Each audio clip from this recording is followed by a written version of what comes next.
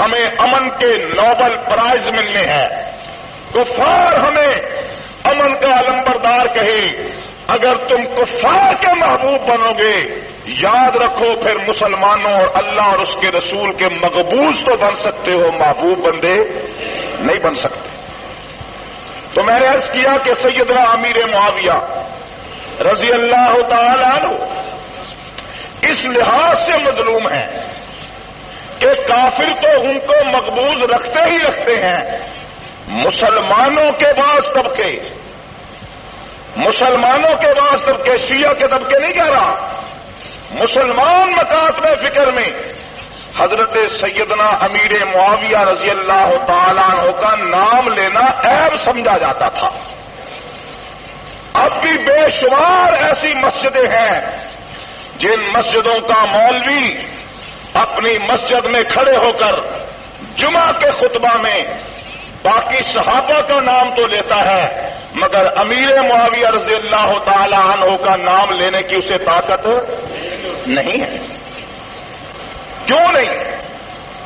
امیر معاویہ رضی اللہ تعالی عنہ وہ عظیم شخصیت ہے جنہیں صحابیت کا شرف بھی حاصل ہوا اور پیغمبر اسلام کا پھر اتنا قرب نصیب ہوا کہ رسول اللہ صلی اللہ علیہ وسلم نے امیر معاویہ کو اپنا پرسنل سیکرٹری بنا رکھا تھا.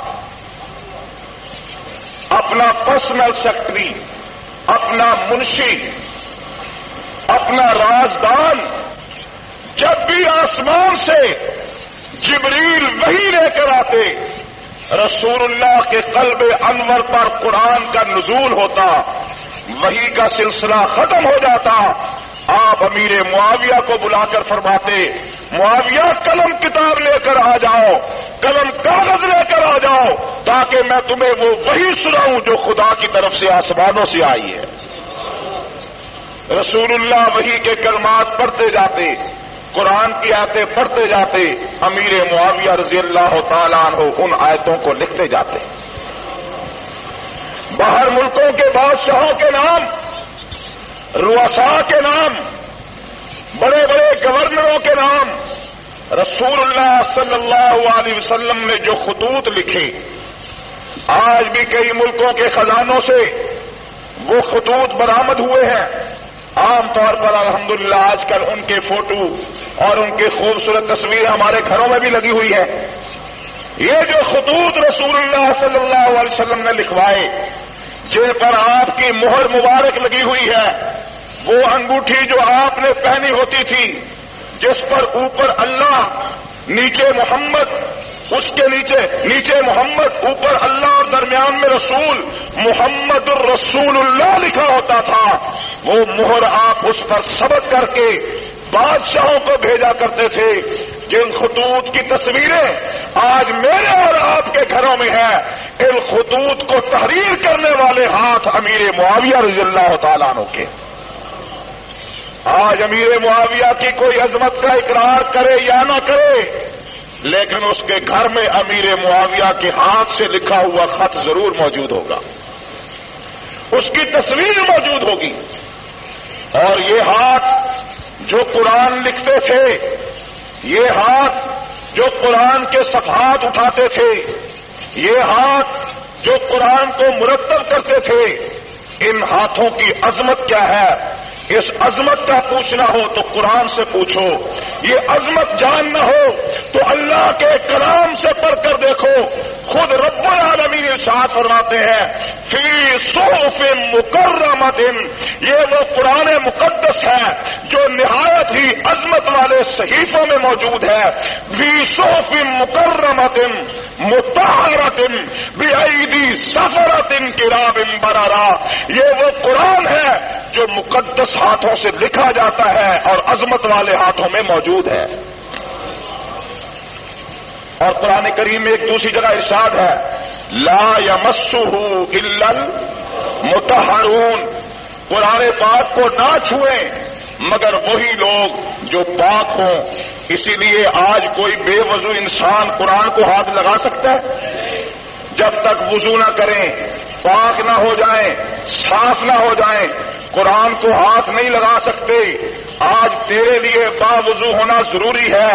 تو جب ناپاک قرآن کو ہاتھ نہیں لگا سکتا، کوئی غیر مسلم انسان اگر وہ دن میں 10 مرتبہ بھی غسل کرے وہ پھر بھی پاک نہیں، وہ خفیہ وہ نجاست اندرونی میں مبتلا ہونے کے باعث کوئی کافر قرآن کو ہاتھ نہیں لگا سکتا۔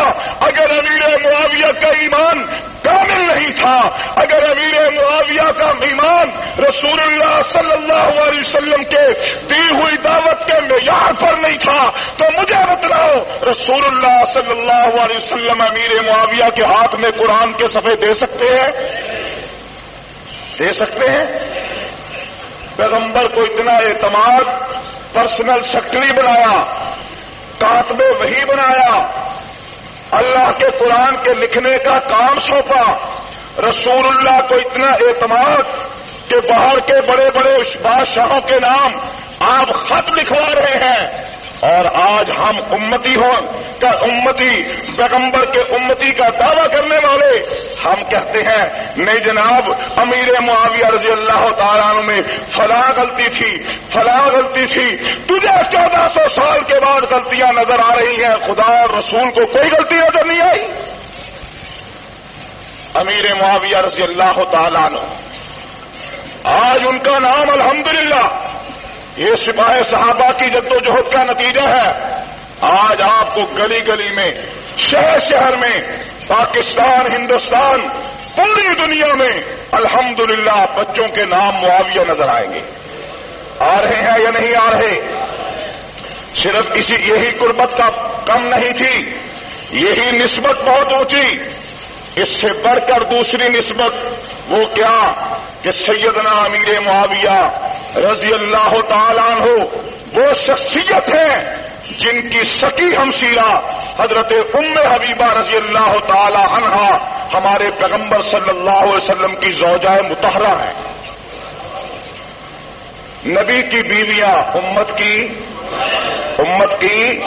قرآن کہتا ہے النبی اولی بالمؤمنین من انفسہم وازواجہ امہاتہم، نبی کی بیویاں امت کی مائیں ہیں، نبی امت کا روحانی باپ ہوتا ہے، نبی کی بیویاں امت کی مائیں ہوتی ہیں۔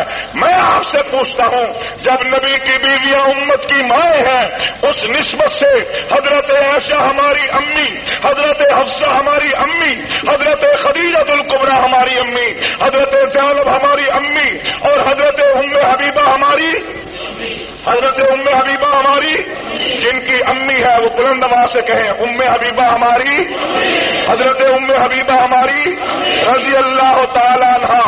جب حبیبہ میری اور آپ کی امی ہے تو جو امی کا بھائی ہے وہ ہمارا کیا لگا؟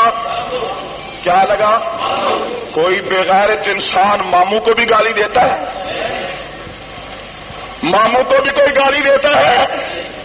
خال المسلمین، پوری امت اسلامیہ کے ماموں نام ہے امیر معاویہ، نام ہے امیر معاویہ رضی اللہ تعالیٰ عنہ۔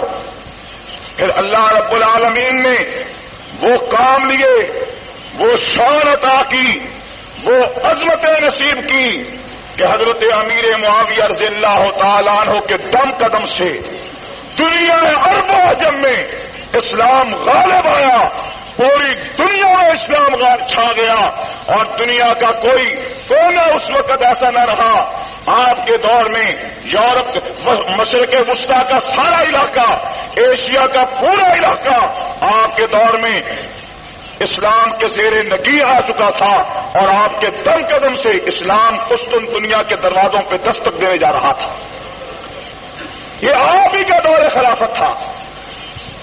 ایک مرتبہ رسول اللہ صلی اللہ علیہ وسلم حضرت ام حرام کے گھر میں آرام فرما رہے ہیں، دوپہر کا وقت ہے، اچانک آپ نیند سے بیدار ہوئے تو آپ مسکرا رہے تھے، پیشانی مبارک سے پسینے کے قطرے بہ رہے تھے۔ گھر والی حضرت ام حرام نے، صحابیہ نے آپ کو مسکرا کر اٹھتے ہوئے دیکھا تو آگے سے عرض کیا اللہ آپ کو ہمیشہ مسکراتا رکھے، آقا اللہ آپ آپ کو ہمیشہ مسکراتا رکھے. آپ مسکراتے ہوئے کیا خوب لگ رہے ہیں, ذرا ارشاد تو فرمائیے. نیند سے اٹھے ہیں, مسکرا رہے ہیں, آپ کی خوشی کی وجہ کیا ہے؟ آپ نے جواب ارشاد فرمایا, ابھی میں نے نیند کی حالت میں اپنی امت کے اس طبقے کو دیکھا ہے جو بحری جہاز پر سوار ہو کر دشمن کی طرف بڑھ رہا ہے اور دشمن سے جنگ کرنے کے لیے بحری سفر پر روانہ ہے. حضرت ام حرام نے پوچھا, اللہ کے پیغمبر اس کا مقام کیا ہے؟ فرمایا اس کا مقام یہ ہے, جو شخص بھی اس لشکر میں شامل ہو جائے گا فقط اوجبو, جنت اس پر واجب ہو گئی.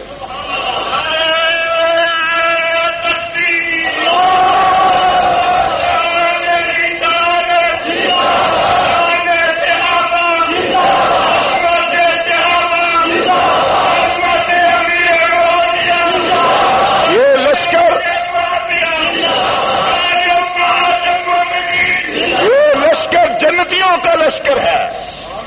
جو شامل ہو گیا جنتی, جو شامل ہو گیا جنتی. جب یہ بات سنی, اس بوڑھی عورت نے فوراً ایک بات کہی, اللہ کے رسول دعا کر دیجئے کہ میں بھی اس لشکر میں شریک ہو جاؤں. عورت جذبہ دیکھیے, بلبلہ دیکھیے, شوق دیکھیے کہ دعا کر رہی ہے میں اس لشکر میں شامل ہو جاؤں. آپ نے دعا فرمائی, فرمایا تو بھی اس لشکر میں شامل ہو جائے گی, تو بھی اس لشکر میں شامل ہو جائے گی, تو بھی اس لشکر میں داخل ہو جائے گی. آیا وقت چلا گیا, حضرت امیر معاویہ رضی اللہ تعالیٰ عنہ کا دور آتا ہے. دور آیا, مدینہ میں آواز لگی, دور آیا مکہ میں آواز لگی, مسلمانوں اول جیش یغزو البحر فقط اوجبو, وہ لشکر جس کے بارے رسول اللہ نے فرمایا تھا کہ جو پہلا بحری لشکر پہلی بحری جنگ لڑے گا وہ لشکر جنتیوں کا ہوگا. آؤ, آج جنتیوں کا لشکر تیار ہو کر آج بحری بیڑا تیار ہو چکا ہے. حضرت سیدنا عثمان غنی کا دور ہے, قیادت کرنے والے امیر البحر حضرت معاویہ ہے. امیر معاویہ کی قیادت میں بحری بیڑا تیار ہو کر دشمن کی طرف بڑھنے والا ہے. کون ہے جو بحری بیڑے کی جنگ میں شرکت کرنا چاہتا؟ یہ اعلان ہوا. یہ کیا ہوا؟ کیا ہوا؟ پہلے دور میں مسجدوں سے جہاد کے اعلان ہوتے تھے, نہیں ہوتے تھے؟ کہاں کہاں سے جہاد کی باتیں روکو گے؟ جہاد کے اعلان مسجدوں میں ہوتے تھے, جہاد کے اعلان گلیوں کوچوں میں ہوتے تھے, جہاد کے اعلان مکہ مدینہ میں ہوتے تھے. کہاں کہاں سے روکو گے؟ ہمیں مکہ اور مدینہ سے نسبت ہے, ہم پیغمبر اور اس کے صحابہ اور تابعین کے ماننے والے ہیں. ہم چاہتے ہیں جو اعلان اس دور میں ہوتے تھے وہی اعلان آج کے دور میں ہونے چاہیے.